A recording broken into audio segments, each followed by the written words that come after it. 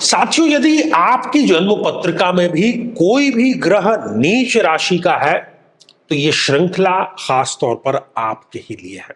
आमतौर पर हर एक जन्म पत्रिका में कोई ना कोई ग्रह नीच राशि का हो ही जाता है। तो वो नीच राशि का ग्रह सदैव गलत ही परिणाम देगा। क्या परिणाम वो देता है और क्या है उसका उपाय, उसी पर हम चर्चा कर रहे हैं। आप अपने लग्न, अपने ग्रह से संबंधित जो एपिसोड है, यहां आई बटन में जो लिंक दिया गया है उसको देख करके जो उपाय है वो कर सकते हैं। आज इस एपिसोड में हम चर्चा करने जा रहे हैं कि मेष लग्न में यदि शनिदेव जन्म पत्रिका में नीच राशि के स्थापित हो तो वो क्या परिणाम प्रदान करते हैं। आपसे निवेदन केवल इतना ही है कि आप अपनी जन्म पत्रिका खोल करके समक्ष रख करके एपिसोड ये देखिए, ताकि आपको जो पूरी बात है वो गहराई से समझ में आ जाए। तो साथियों, ये रही मेष लग्न की एक जन्म पत्रिका। और मेष लग्न में जो शनिदेव है वो एक समग्रह होते हैं, ना तो वो मारक की कैटेगरी में है ना वो योग कारक की कैटेगरी में है। वो यहां पर कर्मेश और लाभेश की भूमिका में होते हैं। साथियों, यदि वो लग्न में ही आकर के विराजमान हो जाए तो वो नीच राशि के हो गए। शनिदेव मेष में नीच राशि के कहे जाते हैं। और नीच राशि के ग्रह की सिंपल सी परिभाषा या उसको समझने के लिए उदाहरण यह है कि कोई ग्रह किसी पर्टिकुलर राशि में नीच का होता है। एक संत पुरुष है, साधु पुरुष है, लेकिन वो गलत स्थान पर गलत लोगों के साथ में यदि जाकर के विराजमान होने लग जाए तो वो नीच कैटेगरी में वहां पर आ जाता है और अशुभ ही परिणाम देगा। महर्षि पराशर ने कहा है कि नीच ग्रह जो है वो बलहीन नहीं होता, बल उसका उतना ही रहेगा, लेकिन वो परिणाम नीच राशि के देगा। शनिदेव की यदि हम बात करें तो वो नीच राशि के होकर के देरी कराने का कार्य करेंगे। जीवन में कोई भी कार्य सही समय पर होगा ही नहीं, ये हिस्ट्री है इस जातक की। दूसरी बात, संघर्ष। हम कहते हैं ना कि एक लक्ष्य प्राप्त करने के लिए, कोई कार्य करने के लिए, कोई भी कार्य, आसान से आसान कार्य, इनके लिए संघर्ष से ही इनको प्राप्त होता है। चाहे इनको कोई बहुत साधारण सा टास्क भी दे दिया जाए तो ये संघर्ष के बिना भी उसको प्राप्त नहीं कर सकते। जीवन में हम जब स्थायित्व की बात करते हैं, चाहे वो फाइनेंशियल स्थायित्व हो, मैरिटल स्थायित्व हो, कई बार इस जातक को 40-45 वर्ष की आयु तक आते आते भी जीवन में स्थायित्व जो है वो कभी भी मिल नहीं पाता। कर्म के फल शनिदेव देते हैं। अच्छे हैं तो अच्छे फल देते हैं, बुरे हैं तो बुरे फल देते हैं। प्रारब्ध, डेस्टिनी जिसको हम कहते हैं। लेकिन इस जीवन के कालखंड में इनको ये देखने को मिलता है कि शायद इस जन्म में तो पुराने जो बुरे कर्म हैं केवल उनका ही यहां पर इनको खाता जो है वो खोल करके दिया गया है। जीवन में आलस्य का समावेश इतना होता है कि आज का कार्य कल पर कैसे टाला जाए उसमें इनको महारत हासिल होती है। नर्वस सिस्टम से संबंधित जो कोई ना कोई रोग है वो इनको आ घेरता है। जोड़ जितने भी है शरीर के, चाहे वो छोटे जोड़ हो या बड़े जोड़ हो, उससे संबंधित समस्या ये दे देता है। शनिदेव हर एक चीज को लंबा खींचने का कारक ग्रह है, तो बीमारी भी जो दी है उसको भी ये लंबा खींचने का कार्य करते हैं, जिसको हम कहते हैं कि ला इलाज बीमारी। और आगे चल करके जिसको हम कैंसर या इस प्रकार की जो बीमारियां होती है उस स्थिति में भी इस जातक को हम देख सकते हैं। साथियों, स्वयं वो दशम भाव के लॉर्ड है लेकिन नीच राशि के वो हो गए हैं, तो पिता से कभी व्यक्ति के संपर्क अच्छे नहीं रहते। विचारधारा का मतभेद सदैव बना ही रहता है।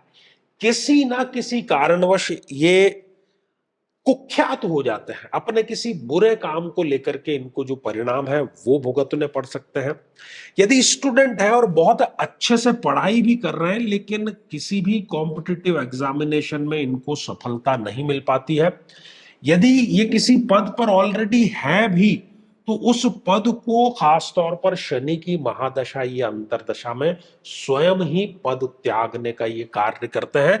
दशम भाव से हम अनुशासन भी देखते हैं साथियों, तो अनुशासनहीनता भी इनके जीवन में एक स्थायी कार्य करती है। साथियों, एकादशेश भी शनिदेव यहां पर है, तो किसी ना किसी फील्ड का व्यक्ति विशेषज्ञ जरूर होता है, लेकिन उस विशेषज्ञता से वो पैसा नहीं कमा सकता, धन अर्जित नहीं कर सकता।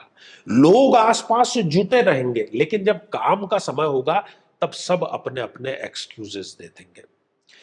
आय जो है अपनी योग्यता के अनुसार व्यक्ति की नहीं होती। कहीं पर कोई डीलिंग भी चल रही है तो वहां पर भी ये सदैव घाटे का सौदा ही करके आते हैं।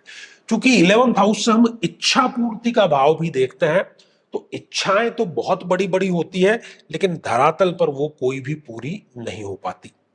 शनिदेव स्वयं लग्न में विराजमान होकर के अनिद्रा की समस्या व्यक्ति को अवश्य दे देते हैं।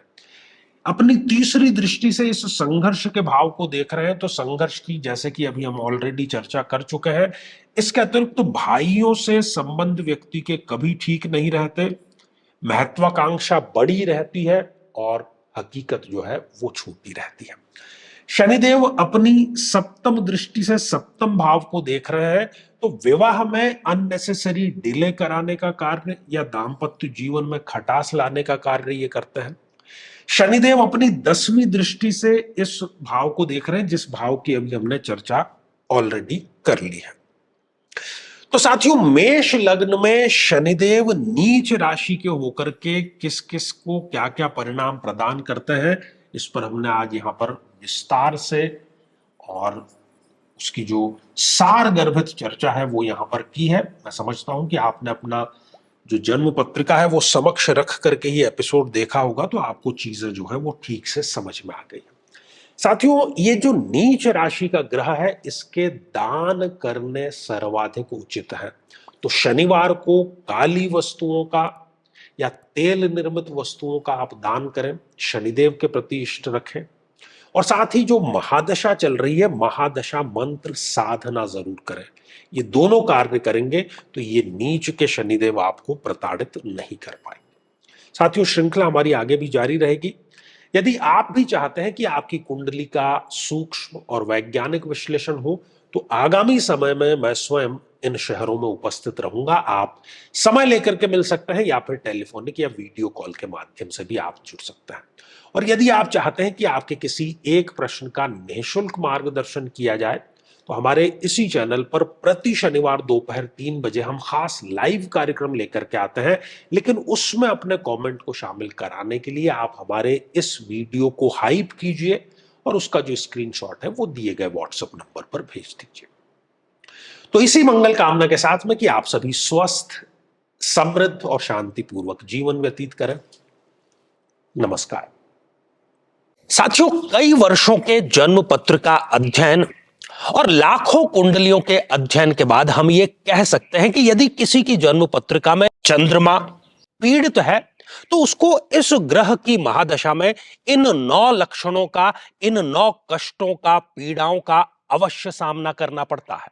माता को कष्ट या माता से कष्ट, किसी न किसी प्रकार का गुप्त रोग, श्वास रोग, मानसिक रोग, तनाव या डिप्रेशन, अनिर्णय की स्थिति, ओवर थिंकिंग, स्त्रियों को स्त्रीजन्य रोग होना या ऐसी स्थितियां जिसमें कि व्यक्ति एक अज्ञात भय से पीड़ित रहता है।